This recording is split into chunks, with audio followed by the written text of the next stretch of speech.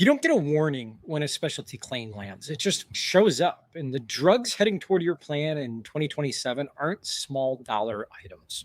Specialty pharmacy dispensing revenue hit $293.4 billion in 2025. It's almost a 10% jump from the previous year. That's a structural shift in what employer health plans cost and need to pass on to their members. The hardest part, most of that spend comes from a tiny slice of your workforce. So how much of your drug spend is specialty? On average, more than half. For the first time, specialty drugs now exceed 50% of total pharmacy spend among commercial health plans.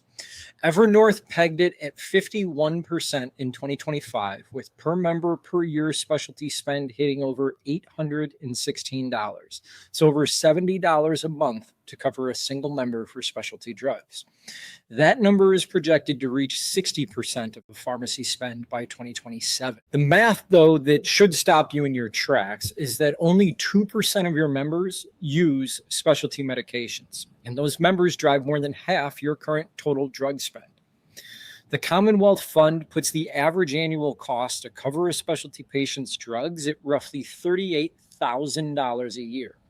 For a non-specialty patient, only $492. It's a 77x difference. You're designing a benefit program for hundreds of employees, but just a handful of specialty claimants will swing your renewal by double digits. Without a proactive formulary strategy, you're going to be reacting to those costs instead of managing them. So what's actually coming for your plan in 2027? The FDA approved 58 novel therapies in 2025. 72% of them were classified as specialty drugs, with more than half carrying the orphan designation.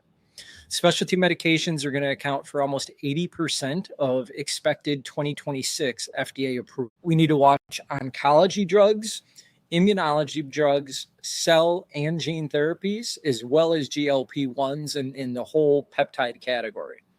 Oncology alone accounts for about 45% of drugs currently in development, with 23 near-term therapies spanning from solid tumors to hematologic malignancies. Globally, oncology drug spending reached over $250 billion in 2024, and immunology followed at $198 billion. Anti-diabetics, including GLP-1s, are growing. They came in at $138 billion. Those three categories alone represent about 70% of the innovative biologic market. Your per member per month oncology spend alone is projected to roughly double from where we started at the end of 2024 to where you're going to finish 2027. Those orphan drugs I referenced earlier, drugs that treat super rare conditions, they're now making up about 40% of the FDA pipeline that's expected to be approved. Precision oncology and rare disease therapies are about 85% of all drug development activity. They're not mass market drugs. These are narrow indication, high cost treatments that when they arrive for just a single employee, they're going to blow through your entire stop loss. Cell and gene therapies are a category of drugs that absolutely breaks the traditional math on health plans. A gene therapy, Casgevy, for sickle cell disease from Vertex costs $2.2 million per patient. Lyfgenia from Bluebird Bio costs $3.1 million. One employee, one member, one claim, 7 figures. And the pipeline's going to keep growing. CAR T therapies for blood cancers, gene replacement for rare diseases. These are FDA approved and they're coming for your formulary. If your stop loss carrier is issuing you a rate increase at 15%, a single cell gene therapy claim could push your next renewal into 25%, 45%. So why stop loss carriers are repricing gene therapy risks separately. You can carve it out. You can carve it out of your plan.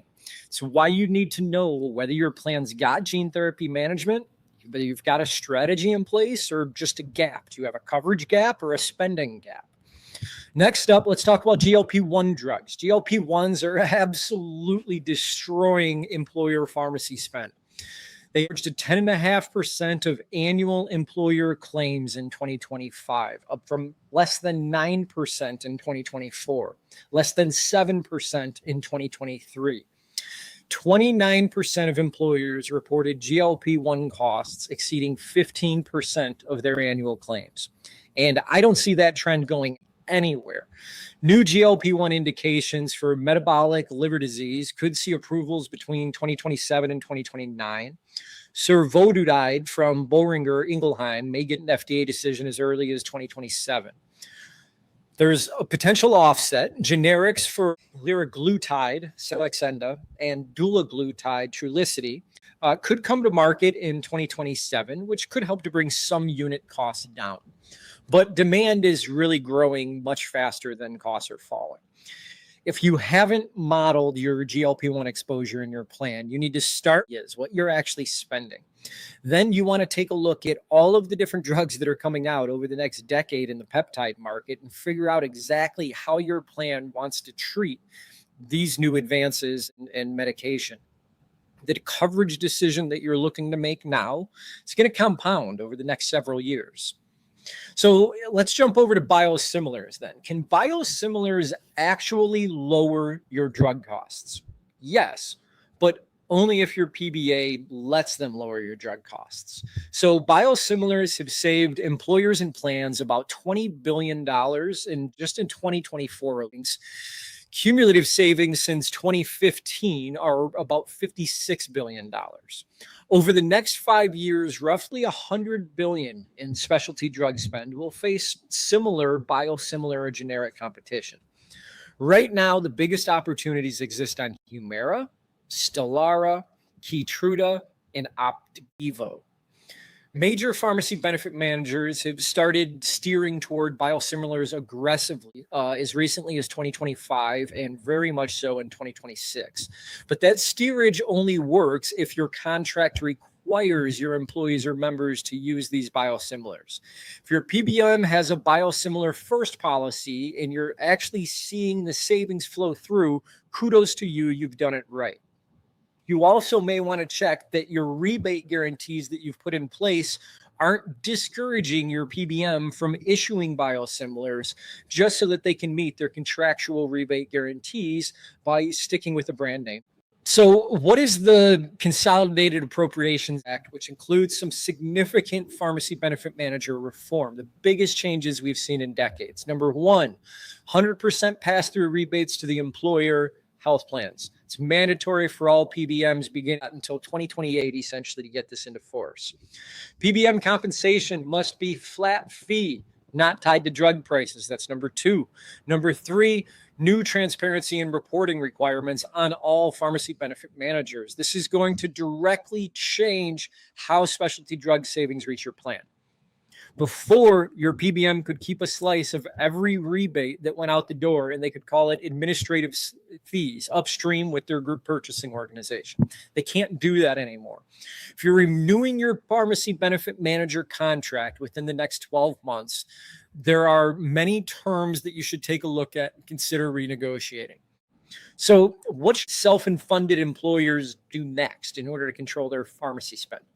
Well, specialty drug exposure is not something that you're going to budget for reactively. By the time that $2 million gene therapy claim hits, it's going to be too late to negotiate anything. So a short list of things for consideration. First, run a mid-year claims review. Know what your current specialty spend by category is before your renewal season shows up. If you don't know your numbers, believe me, your carrier does. That's not a good negotiating point to start from. Second, audit your PBM contract. Are biosimilar savings actually flowing through to your plan?